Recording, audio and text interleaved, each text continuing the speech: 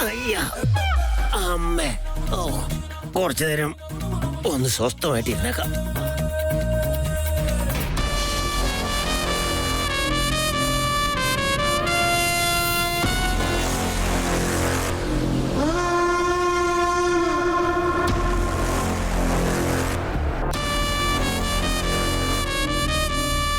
വേദാന്ത്, നിന്നെ ഈ അവസ്ഥയെ കണ്ടിട്ട് എനിക്ക് സഹിക്കാൻ പറ്റുന്നില്ല മോനെ. എനിക്ക് പ്രശ്നമൊന്നുമില്ല അമ്മേ. വിക്രാന്ത് എത്രയും പെട്ടെന്ന് ഓക്കെ ആയാൽ മതി. അത് സത്യമാണ്. പക്ഷേ ഡോക്ടർ പറഞ്ഞത് വെച്ച് അവൻ ഇനിയും ബോധം വരാൻ 2-3 ദിവസം കൂടി എടുക്കില്ലേ മോനെ? അതുവരെ നീ ഇങ്ങനെ തന്നെ നിൽക്കാനാണോ ഉദ്ദേശിക്കുന്നത്? അതെ അമ്മേ. അതുവരേക്കും എനിക്ക് വേറൊന്നും ചെയ്യാൻ സാധിക്കില്ല. ഒന്നും എനിക്ക് ശ്രദ്ധിക്കാനും പറ്റില്ല. അത് തന്നെ ഞാനും ഉദ്ദേശിച്ചത് വേദാന്ത്. നിനക്ക് ബിസിനസ് കാര്യങ്ങളൊക്കെ നോക്കാനുള്ളതല്ലേ?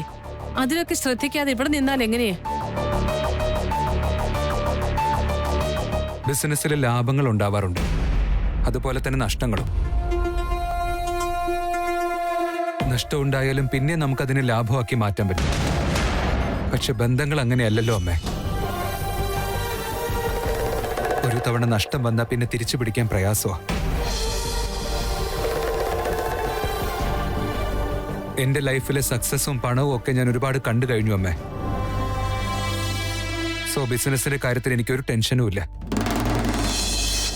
അമ്മേ. ബന്ധങ്ങളല്ലേ ഏറ്റവും വലുത്.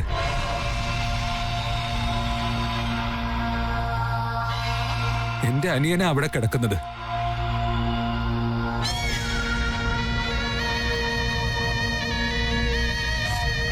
അവനെ വിട്ട് ബിസിനസ്സിൽ ശ്രദ്ധിക്കാൻ എന്നെ കൊണ്ട് പറ്റില്ല. അതല്ല മോനെ വേദാന്ത്, ഞാൻ പറയുന്നത് എന്താണെന്ന് വെച്ചാ. ഞാൻ പറയുന്നത് അമ്മ ആദ്യം മനസ്സിലാക്ക. പിന്നെ ഞങ്ങളൊന്നും കൊച്ചുകുട്ടികളും അല്ലല്ലോ. ഞങ്ങൾ എന്തൊക്കെ കാര്യം ചെയ്യണമെന്ന് ഞങ്ങൾക്ക് നന്നായിട്ട് അറിയാം.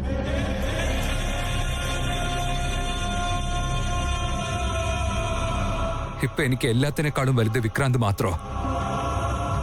അവന്റെ ആരോഗ്യം നന്നാവുന്നവരെ എനിക്ക് വേറൊരു കാര്യത്തിലും കോൺസെൻട്രേഷൻ കിട്ടില്ല. വേറൊന്നും എനിക്ക് ഇമ്പോർട്ടന്റും അല്ല. ഞാൻ അവന്റെ കൂടെ തന്നെ ഉണ്ടാവും.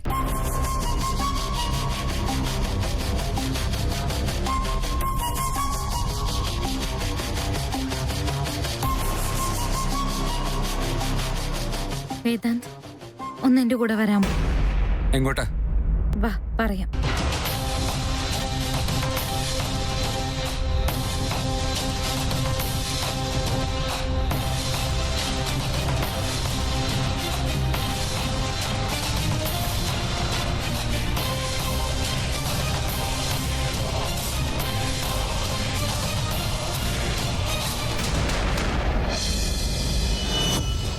അമൂല്യ, എന്തിനാ എല്ലാവരുടെയും മുന്നിൽ വെച്ച് വിളിച്ചേ?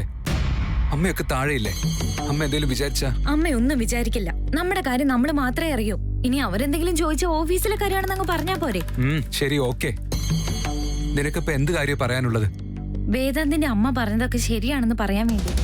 എനിക്ക് മനസ്സിലായില്ല. വിക്കി ചേട്ടന് ഇനി ബോധം വരണമെങ്കിൽ കുറഞ്ഞത് 3 ദിവസമെങ്കിലും ആവില്ലേ? അതുവരെ വേദാന്ത് ഇവിടെ തന്നെ നിൽക്കുന്നത് തീരെ ശരിയല്ല. എന്നുവെച്ചാ വിക്രാന്തിനെ ഈ അവസ്ഥയിൽ ഇട്ടിട്ട് ഞാൻ ഓഫീസിലേക്ക് പോണെന്നാണോ? ഓഫീസിൽ പോവാതിരിക്കാൻ പറ്റില്ല എന്നുള്ള കാര്യം അറിയാലോ. വിക്കി ചേട്ടൻ ഈ അവസ്ഥയിലിരിക്കുമ്പോ പോകാൻ പാടില്ല എന്നുള്ള ചിന്തയാ കളയേണ്ടത്. ഇങ്ങനെ നിന്നെ കാണാൻ എനിക്ക് പറ്റുന്നില്ല വേദാന്ത്. ഞാൻ ഇതുവരെ എന്റെ വേദാന്ത് ഇങ്ങനെ വിഷമിച്ചിരിക്കുന്നത് കണ്ടിട്ടേയില്ല. ഇവിടെ തന്നെ നിൽക്കുകയാണെങ്കിൽ ഇനിയും കൂടുതൽ ഡിസ്റ്റർബ് ആയിക്കൊണ്ടേയിരിക്കും. എന്നെ നല്ലോണം അറിയുന്ന നീ എന്തിനാ ഇങ്ങനെയൊക്കെ പറയുന്ന അമൂല്യ? അതോ നിനക്കും ബിസിനസ് തന്നെയാണോ എല്ലാരെക്കാളും വലുത്? ഒരിക്കലും അല്ല. അതിനെക്കുറിച്ചല്ല നമ്മൾ സംസാരിക്കുന്നത്. നിനക്ക് നിന്റെ ഫാമിലി ഏറ്റവും വലുതെന്ന് നിന്നെ നന്നായിട്ട് അടുത്തറിയുന്ന എല്ലാവർക്കും തന്നെ അറിയുന്ന കാര്യമാണ്. നീ മറ്റുള്ളവരെ കുറിച്ച് എത്ര കെയർ ചെയ്യുന്നുണ്ടോ അതുപോലെ അവർ നിന്നെ പറ്റി കെയർ ചെയ്യുന്നത് തെറ്റാണോ? നീ ഓഫീസിൽ ചെന്ന് ബിസിനസ്സിൽ ലാഭം ഉണ്ടാക്കിക്കൊണ്ട് വരാനല്ല പറയുന്നേ. നീ ഓഫീസിലേക്ക് പോവാണെങ്കിൽ നിന്റെ ഈ അവസ്ഥയിൽ എന്തെങ്കിലും ഒരു മാറ്റം ഉണ്ടാവും. ടെൻഷൻ കുറച്ച് കുറയാൻ വേണ്ടിട്ടാ ഞാനിതൊക്കെ പറയുന്നത്. പക്ഷെ ഇവിടുത്തെ കാര്യം നിനക്ക് അറിയില്ല അമൂല്യ. ഇന്നലെ അവര് നിന്നെ അറ്റാക്ക് ചെയ്യാൻ ശ്രമിച്ചില്ലേ? ഇനി എന്ത് സംഭവിക്കുന്ന അറിയില്ല. അങ്ങനെയുള്ളപ്പോ ഞാൻ എങ്ങനെ അവിടെ സമാധാനായിട്ടിരിക്കുക? നിന്റെ വിഷമം എന്താണെന്ന് എനിക്ക് മനസ്സിലാവുന്നുണ്ട് വേദ. വിക്കി ചേട്ടന്റെ ഈ അവസ്ഥ കണ്ടിട്ട് ഓഫീസിൽ പോയിരിക്കാൻ നമുക്ക് ആർക്കും മനസ്സുണ്ടാവില്ല. പക്ഷെ അതിന്റെ പേരില് ഇങ്ങനെ മനസ്സമാധാനം കളയുന്നത് തീരെ ശരിയല്ല. അത് പിന്നെ ബിസിനസിനെ നന്നായിട്ട് ബാധിക്കും. എന്തായാലും ഇവിടെ ഞാൻ നിൽക്കുന്നുണ്ടല്ലോ. വേദാന്ത് അപ്പോയിന്റ് ചെയ്ത സെക്യൂരിറ്റീസും ഉണ്ട്. വിക്കി ചേട്ടന്റെ അവസ്ഥയിൽ എന്ത് മാറ്റം ഉണ്ടായാലും ഞാൻ നിന്നെ അപ്പൊ തന്നെ വിളിച്ച് അറിയിക്കാം വേദാന്ത്. വേദാന്തിന് ഒരു സമയത്ത് 100 കാര്യങ്ങൾ ചിന്തിച്ച് 100 കാര്യങ്ങൾ ചെയ്യാൻ പറ്റുമെന്നുള്ള കോൺഫിഡൻസ് എനിക്ക് നന്നായിട്ടുണ്ട്. അത് നിനക്കില്ലേ? നീ ഇങ്ങനെ സംസാരിക്കുമ്പോ എനിക്ക് കോൺഫിഡൻസ് കുറച്ച് കൂടുന്നുണ്ട്. ഫൈൻ, നീ പറഞ്ഞുകൊണ്ട് മാത്രം ഞാൻ പോവാം. പക്ഷെ ബിക്കിയുടെ സ്റ്റാറ്റസ് എപ്പോഴും നീ എന്നെ വിളിച്ചറിയിക്കണം. ഞാൻ ടെൻഷൻ ആവുമെന്ന് വെച്ചൊന്നും പറയാതിരിക്കരുത്. ഓക്കെ അല്ലേ? ഇതാ എന്റെ ചക്കര വേദ. ഇവിടുത്തെ കാര്യം ഞാൻ നോക്കിക്കോളാം.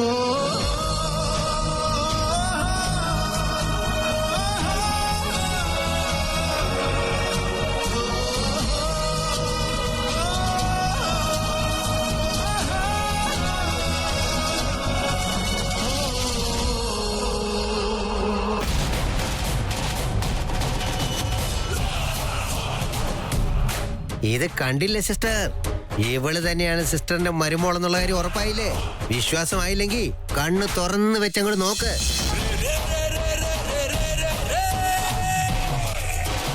ആ അഹങ്കാരി വായാടി അമൂല്യ എന്തോ കൈവശോ കൂടോത്രമൊക്കെ ചെയ്ത് നമ്മുടെ വേദാന്തിനെ മയക്കെടുത്തിരിക്കുക.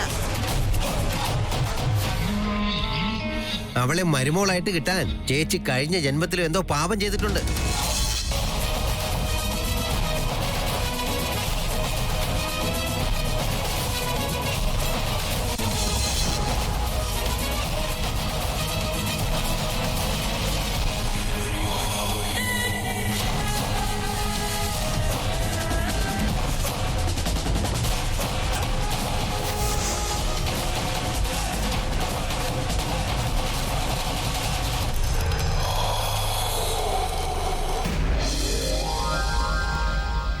ഈശ്വര, ഞങ്ങൾ എന്ത് തെറ്റ് ചെയ്തിട്ടാ ഇത്രയധികം ഞങ്ങളെ ഇങ്ങനെ പരീക്ഷിക്കുന്നത്?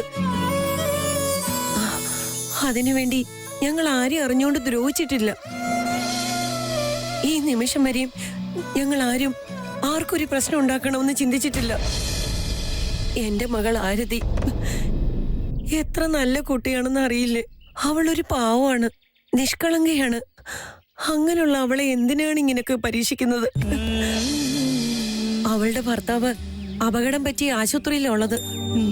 നീ ദയ കാണിച്ച് അവനെ എത്രയും വേഗം പഴയതുപോലെ ആക്കണം. നിന്റെ കാരുണ്യം കൊണ്ട് അവൻ എത്രയും പെട്ടെന്ന് സുഖമാവുമെങ്കിൽ ഞങ്ങളെ വീട്ടിൽ വെച്ച് 1000 ദീപപൂജ ചെയ്യാം. ഇനി എന്റെ മകളെ കൈവിടുകയോ പരീക്ഷിക്കുകയോ ഒന്നും ചെയ്യരുത്.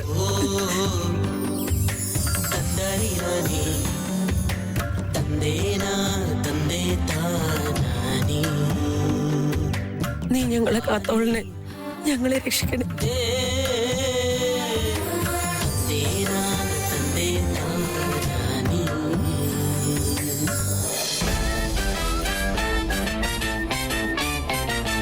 ഇപ്പൊ വരാന്ന് പറഞ്ഞു പോയിട്ട് അവനെ കാണുന്നില്ലല്ലോ. ഈ വിക്കിയെ കൊണ്ടുപോകാൻ വേറെ ഒരു ആശുപത്രിയും ഇല്ലായിരുന്നോ? ഇവിടെ നോർമൽ പേഷ്യൻസിനേക്കാളും കുട്ടികളാണല്ലോ കൂടുതലുള്ളത്. ഈ തലതെറിച്ച പിള്ളേരെ ശബ്ദം കേട്ട് കേട്ട് കേട്ട് എന്റെ തല പൊട്ടിത്തെറിക്കുന്ന ലക്ഷണമുണ്ട്. എല്ലാ പേഷ്യൻസും മിക്സഡ് ആയിട്ടുള്ള ഹോസ്പിറ്റലിൽ വരേ ചെയ്യരുത്. ഇനി മേലില്ല, തല പൊട്ടി പോന്നു.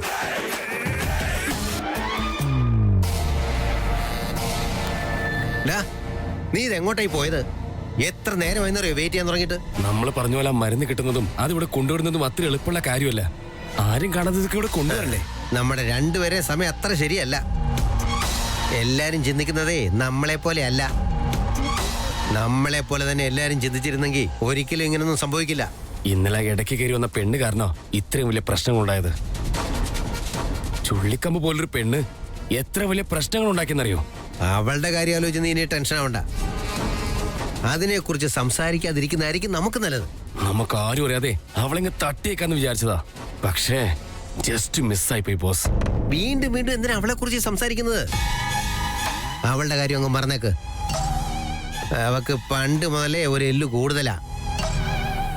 നമുക്കിപ്പോ തീർക്കേണ്ടത് വിക്കിയെയാണ്. അതൊക്കെ പറഞ്ഞ പോലെ നടക്കും ബോസ്. അതൊന്നും ആലോചിച്ച് ബോസ് ടെൻഷൻ അടിക്കണ്ട. പക്ഷെ അതിനു മുമ്പ് ചെലവിനുള്ള കാശ് ബോസ് തന്നിരുന്നെങ്കിൽ. പിടിക്കുക, ഇത് അഡ്വാൻസാ. ബാക്കി വിക്കിയെ മേളിലോട്ട് വിട്ടിട്ട് കാശിന്റെ കാര്യത്തിൽ മാത്രം ഇത്ര കൃത്യനിഷ്ഠ പോരാ. സംഭവം ഫ്ലോപ്പ് ആയാലുണ്ടല്ലോ. കിട്ടേണ്ടതൊക്കെ കിട്ടിക്കഴിഞ്ഞില്ലേ പരിപാടിക്ക് ഇനി ഒരു കുഴപ്പമുണ്ടാവില്ല. ഈ വിഷ്ണു ഒരു വാക്ക് പറഞ്ഞിട്ടുണ്ടെങ്കിൽ അത് നടന്നിരിക്കും. അടുത്ത 1 മണിക്കൂറിനുള്ളിൽ ആ വിക്കിയെ നമുക്ക് സ്വർഗത്തിലോട്ട് എടുക്കാം. അത്ര പെട്ടെന്ന് കാര്യം നടക്കുമോ? അല്ല, നിന്റെ പ്ലാൻ എന്താ?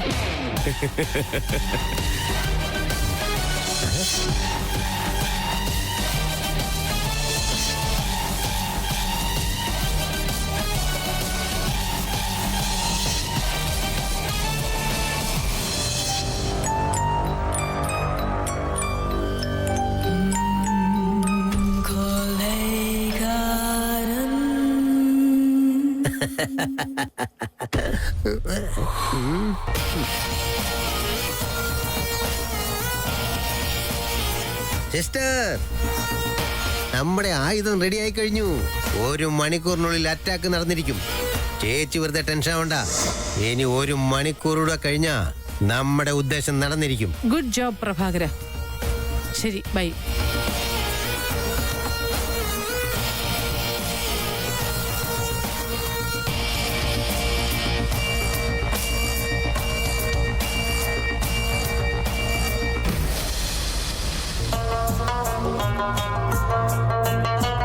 മൈ ഡിയർ വിക്കി, നിന്റെ ജീവിതത്തിൽ ഒരു ലോങ് ജേർണി സ്റ്റാർട്ട് ആയിട്ടുണ്ടായിരുന്നതേ ഉള്ളൂ.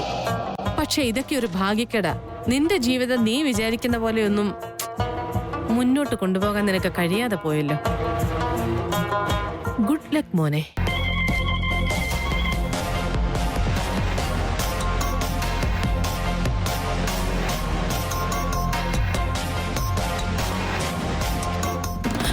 വിക്കി,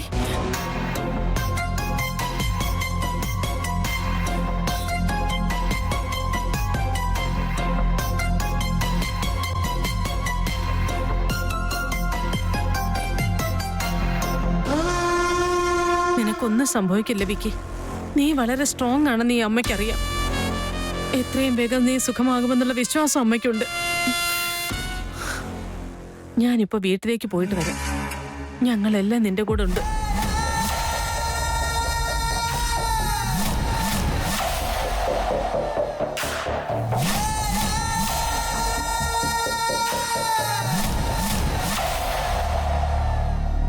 നിങ്ങളെല്ലാവരും ഒരുപാട് സ്ട്രഗിൾ ചെയ്യുന്നുണ്ടല്ലേ. എന്തെങ്കിലും അത്യാവശ്യം ഉണ്ടെങ്കിൽ എന്നെ ഉടനെ വിളിക്കാൻ മറക്കരുത് കേട്ടോ.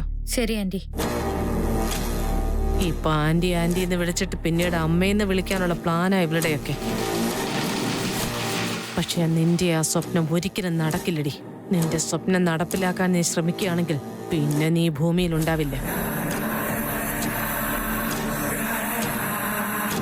ഇപ്പൊ വിക്കിയുടെ കാര്യം ഒന്ന് കഴിയട്ടെ. അടുത്ത ടാർഗറ്റ് നീ തന്നെയാണ് മോളെ. ആന്റി, എന്തെങ്കിലും പറയാനുണ്ടോ? ഒന്നുമില്ല മോളെ. നിങ്ങളെല്ലാവരും എൻ്റെ മകനെ ഇത്രയേറെ സ്നേഹിക്കുന്നുണ്ടല്ലോ എന്ന് ഓർക്കുമ്പോ എനിക്കൊന്നും പറയാൻ പറ്റുന്നില്ല. നിന്നോട് ഞാൻ ഇന്നലെ വളരെ റൂഡായിട്ട് ബിഹേവ് ചെയ്തു. അതൊന്നും ഓർത്ത് നീ വെറുതെ മനസ്സ് വിഷമിപ്പിക്കണ്ട. എനിക്ക് കുറച്ച് ദേഷ്യം കൂടുതലാ, അത്രേ ഉള്ളൂ. അയ്യോ, അതൊന്നും സാരമില്ല ആന്റി. ഞാൻ എന്റെ കടമ മാത്രമാണ് ചെയ്യുന്നത്. ആന്റി പോയിക്കോ, ഇവിടെ ഞാനുണ്ടാവും.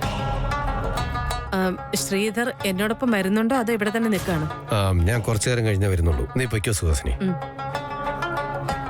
ആരതി എവിടെ പോയി? ചേച്ചിക്ക് ഒരു തലകറക്കം പോലെ, അതുകൊണ്ട് താഴെ കിടക്ക. ആന്റി പോയിക്കോളൂ. ശരി, ഇറങ്ങട്ടെ.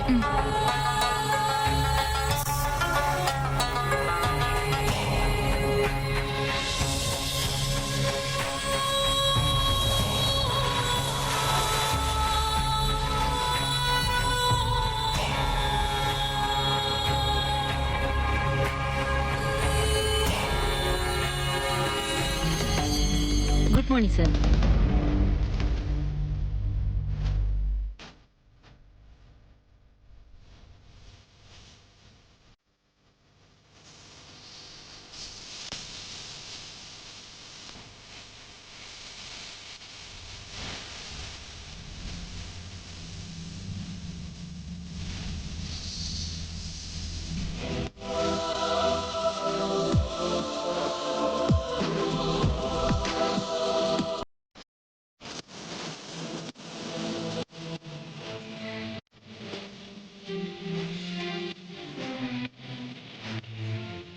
ഹായ് ചേട്ടാ. വിക്രാന്ത്,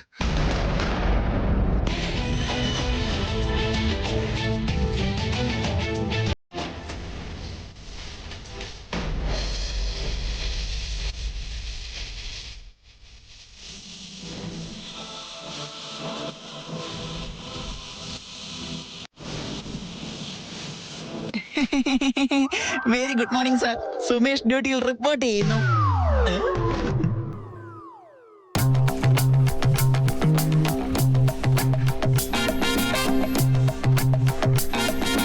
ഇതെന്താ പറ്റി?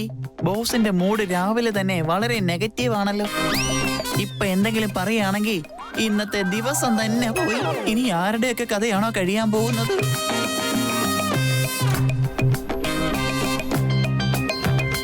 എന്റെ കാറ്റൊന്നും പോയിട്ടില്ല. കാര്യം എന്താന്ന് പറ. അതൊന്നുമില്ല ബോസ്. അത് പിന്നെ മോഹൻ കമ്പനിക്ക് വേണ്ടി നമുക്കൊരു 10 ലക്ഷം രൂപ റിലീസ് ചെയ്യണമായിരുന്നു. അതിന് ചെക്കിന്റെ മേളിൽ ബോസിന്റെ ഒരു സൈൻ വേണമായിരുന്നു.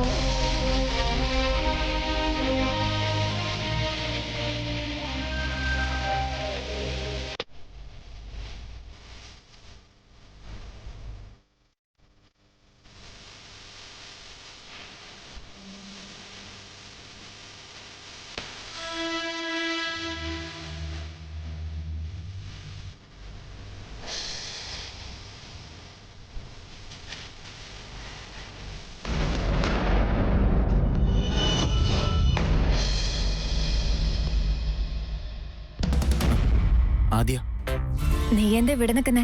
ഒന്നുമില്ല, വെറുതെ ആലോചിച്ചിങ്ങനെ. അത് തന്നെ ഞാനും ചോദിച്ചേ. പെട്ടെന്ന് എന്താ ആലോചിച്ചേ? ഫ്രഷ് എയർ വേണമായിരുന്നു, അതുകൊണ്ട് ഇവിടെ വന്ന് നിന്നത്. നീയും ചേട്ടനെ പോലെ തന്നെയാണ് ധ്രുവ.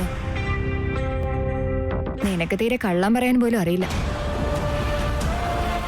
വേദാന്തേട്ടനെ കുറിച്ച് ആലോചിച്ചിട്ടല്ലേ നീ ഇങ്ങനെ ടെൻഷൻ ആവുന്നേ? അതിലും വലിയ കാര്യങ്ങളല്ലേ നമുക്ക് ചുറ്റും നടക്കുന്നേ.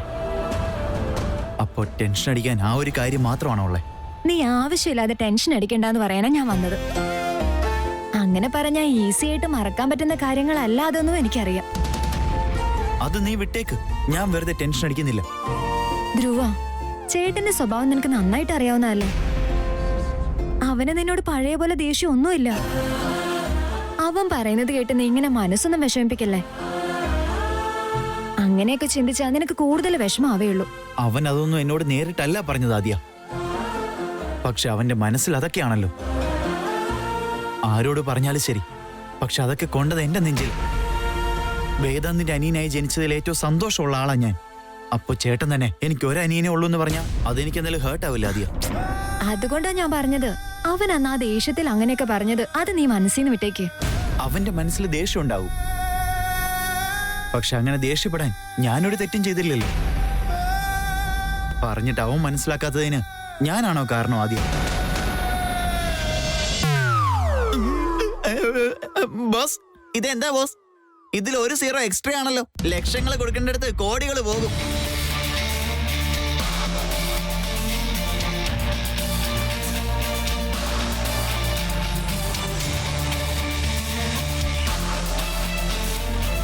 I am sorry.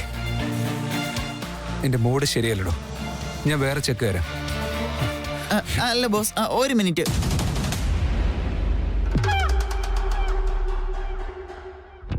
എന്താടോ? അയ്യോ ദൈവമേ, ഒന്ന് നിക്കാൻ പറഞ്ഞതിന് തന്നെ ഇങ്ങനെ ദേഷ്യപ്പെടുകയാണല്ലോ. ഇന്ന് വീഡിയോ കോൺഫറൻസ് ഉണ്ടെന്ന് പറഞ്ഞാല് എന്നെ കൊല്ലുമെന്നാ എനിക്ക് തോന്നുന്നത്. ദൈവമേ, ഞാൻ ആ കാര്യം ഇനി എങ്ങനെ പറയും? എന്നെ പിടിച്ച് നിർത്തിയിട്ട് ആകാശത്തേക്ക് നോക്കി നിൽക്കുക. താൻ പറയുന്നവരെ ഞാൻ ഇവിടെ വെയിറ്റ് ചെയ്ത് നിൽക്കണം. അയ്യോ അങ്ങനെയല്ല ബോസ്. അത് പിന്നെ ബോസിന്റെ മൂഡ് ശരിയല്ലെന്ന് മനസ്സിലായി. അപ്പൊ പിന്നെ ആ വീഡിയോ കോൺഫറൻസിന്റെ കാര്യം എങ്ങനെ പറയുമെന്ന് ആലോചിച്ച് നിന്നതാ ഞാൻ. മൂഡ് ശരിയല്ലെന്ന് അറിയുമെങ്കിൽ പിന്നെ കോൺഫറൻസിന്റെ കാര്യം പറയേണ്ട ആവശ്യമുണ്ടോ? എല്ലാ മീറ്റിംഗ്സും ഇപ്പൊ തന്നെ ക്യാൻസൽ ചെയ്തേക്ക്. ഒരു മീറ്റിംഗും ഞാൻ അറ്റൻഡ് ചെയ്യുന്നില്ല. അല്ല ബോസ്. അല്ല ഇല്ല ഒല്ല ഒന്നുമില്ല. ഇന്നത്തെ മീറ്റിംഗ്സ് ഒക്കെ ക്യാൻസൽ ചെയ്തേക്ക്.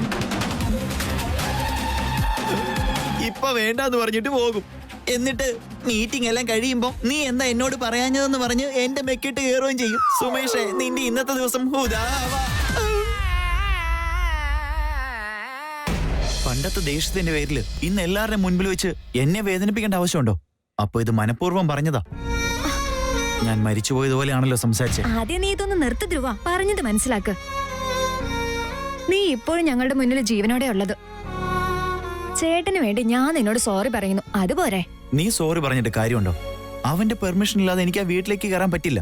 അവൻ പറയാതെ നിനക്ക് ആ വീട്ടിൽ കയറാൻ പറ്റില്ല എന്നുള്ള ചിന്ത വേണ്ട. ഇതൊക്കെ കുറച്ചു കഴിഞ്ഞങ്ങ് മാറിക്കോളൂ. ഞാനൊരു സാധാരണ മനുഷ്യനാണ് ആദ്യം. എല്ലാരെയും പോലെ വിഷമങ്ങളും വേദനകളും ഉണ്ട്. നോക്ക് ധ്രുവ, ഇത്രയും നാള് നീയാണ് പേഷ്യൻസിനെ കുറിച്ച് ക്ലാസ് എടുത്തത്. അങ്ങനെയുള്ള നീ തന്നെ ക്ഷമയില്ലാതെ ഇങ്ങനെ സംസാരിച്ച? ചേട്ടൻ പറയുന്ന വാക്കുകൾ എത്രത്തോളം കഠിനമാണെങ്കിലും ചേട്ടൻ എത്ര സോഫ്റ്റ് ആണെന്ന് നിനക്ക് അറിയാവുന്ന കാര്യമല്ലേ? ഇൻഫാക്ട് എന്നേക്കാൾ കൂടുതൽ നിനക്ക് അവനെ അറിയുന്നേ. അതുപോലെ എന്റെ മനസ്സും എപ്പോഴും ഒരുപോലെ ഇരിക്കില്ലല്ലോ. എനിക്ക് പറയാനുള്ളത് എന്താണെന്ന് ആരെങ്കിലും ഒരിക്കലെങ്കിലും ചിന്തിച്ചിട്ടുണ്ടോ? എനിക്ക് പറയാനുള്ളത് കേൾക്കാൻ അവൻ ഒരിക്കൽ പോലും തയ്യാറായിട്ടുമില്ല. ഞാനന്ന് സത്യങ്ങളാ പറഞ്ഞത്, അതൊന്നും അവൻ വിശ്വസിച്ചില്ല. എന്നിട്ട് എന്നെയാണ് വീട്ടിൽ നിന്ന് അവൻ പുറത്താക്കിയത്. ആ കാര്യം നിനക്ക്